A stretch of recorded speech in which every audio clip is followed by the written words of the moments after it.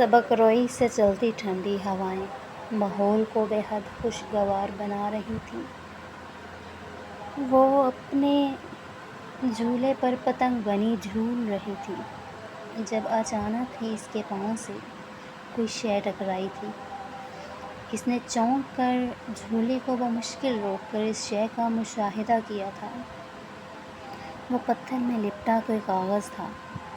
اس نے گھبرا کر دائیں بائیں دیکھا اور اسے اپنے دوپٹے کے پلو میں چھپا کر غیر محسوس طریقے سے چھت کی طرف دیکھا۔ سامنے والے گھر کی بالکنی میں اسد کھڑا اسے ہی دیکھ کر مسکرا رہا تھا۔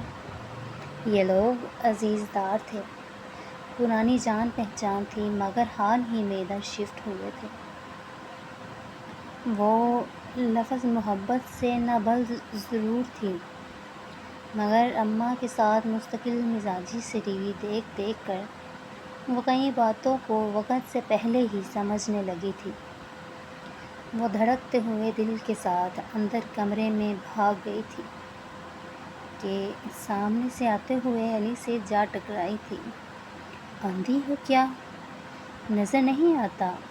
علی کے ماتھے پر چوٹ لگی تھی اور اس کے پاؤں پر وہ چڑھ گئی تھی۔ ایک تو اس لڑکی کو نہ جانے کب عقل آنی ہے۔ میں کہتی ہوں لڑکی ذات ہے، ذرا سنبھل کر چلا کر۔ اے ندرت سن، اپنی بیٹی کو کوئی ادب آداب سکھا۔ وادی جان کے لیکچر پر ٹی وی میں ڈوبی ندرت نے برا منہ بنا کر ماں کی طرف دیکھا ضرور تھا مگر دوبارہ ٹی وی کی طرف متوجہ ہو چکی تھی۔ علی کرکٹ کھیلنے چلا گیا تھا جب دعا کمرے میں گھس گئی تھی۔ عالیہ بیگم نے تعصب سے بہو کی طرف دیکھا تھا۔ جیسے ہی ٹی وی پر مذموم بہو کے ڈائیلاگ آنے لگے تو ندرت نے تیزی سے والیوم ٹی وی کا بڑھا دیا تھا۔ جب کسی کی بیٹی بیاہ کر لائی جاتی ہے تو اس پر ظلم کیا جاتا ہے، تب یہ کیوں یاد نہیں رہتا کہ گھر میں اپنی بھی کوئی بچی بیاہنے کے قابل ہے؟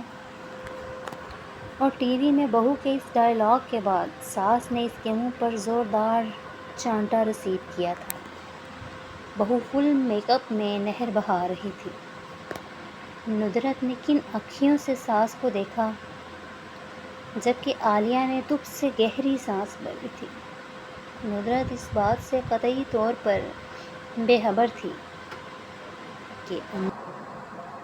کہ اندر بیٹی لو لیٹر پڑھ کر آنے والے دنوں کے منصوبے بنا رہی ہے۔ ندرت تیزی سے دوپہر کے کھانے کی تیاری میں مصروف، بار بار مضطرب انداز میں کچن سے باہر ملحق لاؤنج میں لگے ہوئے وال کلاک میں وقت دیکھ رہی تھی۔ آج وہ علی کا من پسند آلو گوشت بنا رہی تھی۔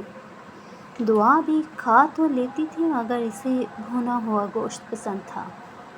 وہ شوربہ پسند نہیں کرتی تھی، اس لیے وہ خوب اچھی طرح گوشت کی بھنائی کر رہی تھی مگر اس کے ذہن میں بیک وقت بہت سی باتیں گردش کر رہی تھیں۔ مگر اسے زیادہ سرعت سے کام نپٹا کر رات کا لوڈ شیڈنگ کی وجہ سے مس ہو جانے والا ڈرامہ نشر مقرر میں دیکھنا تھا۔ اتفاق سے بچیوں کے گھر آنے کا بھی یہی وقت تھا۔ علی میٹرک میں تھا اور دعا سیکنڈ ایئر کالج کی طالبہ تھی۔ وہ قدرے توقع سے گھر آتی تھی۔ اس نے بھنا ہوا گوشت تھوڑا سا نکال کر الگ باؤل میں رکھ دیا تھا اور باقی گوشت میں آلو ڈال کر شوربہ بنا دیا تھا۔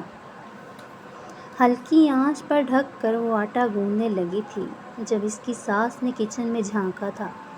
بہو، کافی دیر سے پہلے چائے کا کہا تھا، بنی نہیں؟ وہ جی بھر کر بدمزہ ہوئی تھی۔ جی بنا رہی ہوں، آپ سکون سے بیٹھ جائیں، ندرت نے تیز لہجہ میں کہا تھا۔ اس کے لیے تو ایک ایک لمحہ قیمتی تھا۔ میں کہتی ہوں ان ڈراموں میں کچھ نہیں رکھا۔ اپنی بچی پر نگاہ رکھو، یہ عمر بہت نازک ہوتی ہے۔ صبح وہ کالج جاتے ہوئے لپسٹک اور آنکھوں میں کاجل لگا کر گئی ہے۔ کیا کنواری لڑکیوں کے یہ لچھن ہوتے ہیں؟ کچھ کرو ایسا نہ ہو کہ کیا وقت ہاتھ نہ آئے۔ ساس کا اتنا کہنا تھا کہ ندرت کو تو گویا پتنگے لگ گئے تھے۔ اس نے وہی آٹے والے ہاتھ کمر پر رکھتے ہوئے سخت لہجہ میں ساس سے دو بدو ہو کر کہا تھا، نہ آپ صاف صاف یہ کیوں نہیں کہتی کہ آپ کو میرا ٹی وی دیکھنا کھلتا ہے اور عامر نے ٹی وی میرے کمرے میں لگا دیا ہے، جبکہ آپ چاہتی تھی کہ ادھر برآمدے میں لگ جائے۔ آپ کی نہیں مانی تو اب آپ میری معصوم بچی کو بددعائیں دینے پر اتر آئی ہیں۔ ندرت کی زبان کے آگے تو خندق تھی۔ اس نے ساس کو سنا دی، مگر عالیہ اس قدر بدتمیزی کے بعد بھی لب بستہ تسبیح کے دانے پھیرتی ہوئی اپنے کمرے میں داخل ہو گئی تھی۔ اب کہاں کی چائے کہاں کا ہوش۔ ندرت فطرتاً ایک نیک دل لڑکی تھی۔ جب بیاہ کر اس گھر میں آئی تھی وہ سیدھی سادھی تھی۔ رفتہ رفتہ ارد گرد کے ماحول اور نت نئے سازشی ڈراموں سے وہ ساس بہو اور نند بھاوج کی گیم کھیلنے لگی تھی۔ وہ برملا کہتی تھی کہ یہ اصلاحی ڈرامے ہیں، اور واقعی وہ ڈرامے اصلاحی ہی ہوا کرتے تھے، اور وہ اینڈ تک صبر کیے بنا اپنے حصے کے اور اپنی طرفداری پر چند چنندہ ڈرامے گھر میں فل والیوم پر لگایا کرتی تھی۔ وہ تو ان سے بھی کوئی نصیحت حاصل نہیں کرنا چاہتی تھی۔ وہ بس چاہتی تھی کہ ساس اور نند کو ہر صورت نیچا دکھا سکے۔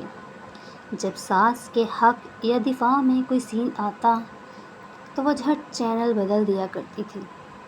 معاشرے میں جنم لینے والی کہانیاں معاشرے کی عکاسی ہوتی ہیں، کچھ اس انداز میں کہ انسان اصلاح معاشرہ کی طرف پہلا قدم رکھے، مگر وہ تو بس آنکھ بند کر کے اپنی من پسند راہ پر گامزن رہتی تھی، اور اس معاملے میں وہ کسی کی بھی نہ سنتی تھی۔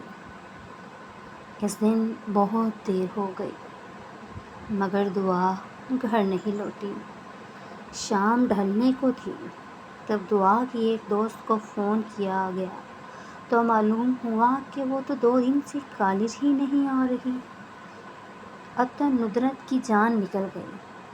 اللہ تعالیٰ نے توبہ کے دروازے اپنے بندے پر کھول رکھے ہیں۔ وہ تو کہتا ہے کوئی مانگنے والا کہ میں اسے نواز دوں۔ اس وقت ملامت کے آنسو موتیوں کی طرح اس کی آنکھوں سے بہہ رہے تھے۔ ساس طعنے دینے کے بجائے حوصلہ بڑھا رہی تھی، لو یہ گلوکوز والا پانی پی لو، پھر تمہارا بی پی لو ہو جاتا ہے۔ ہائے اماں، علی کے ابا گھر آنے والے ہیں، میں ان کو کیا جواب دوں گی؟ ایسا کریں اس پانی میں زہر ملا دیں تاکہ یہ قصہ ختم ہو جائے۔ وہ مسلسل رو رہی تھی۔ توبہ کرو بہو، ایسے نہیں کہتے، اللہ تعالیٰ بہت مہربان ہے، وہ اپنے بندوں پر بھی ظلم نہیں کرتا۔ ہاں مگر جو خود اپنی جانوں پر کر بیٹھتے ہیں تو معافی مانگو، مدد مانگو، وہ ضرور سنتا ہے۔ ندرت آج شرم سے پانی پانی ہو رہی تھی۔ ڈراموں اور اصل زندگی میں زمین و آسمان کا فرق ہوتا ہے۔ ساس کی باتوں سے اس کے دل کو ڈھارس بندھی تھی۔ اس وقت دعا علی کے ساتھ گھر میں داخل ہوئی۔ دعا کانپ رہی تھی، اس کے چہرے کا رنگ اڑا ہوا تھا۔ اس کو میں قریبی کیفے ٹیریا سے لایا ہوں۔ سامنے والے اسد کے ساتھ پیزا کھا رہی تھی۔ یہ سنتے ہی ندرت کی تو اشتعال کی انتہا نہ رہی تھی۔ وہ کچھ سخت سست کہنے اور مارنے والی تھی۔ جب گھر میں عامر داخل ہوتے تھے، یہ دعا کیا اب آئی ہے کالج سے؟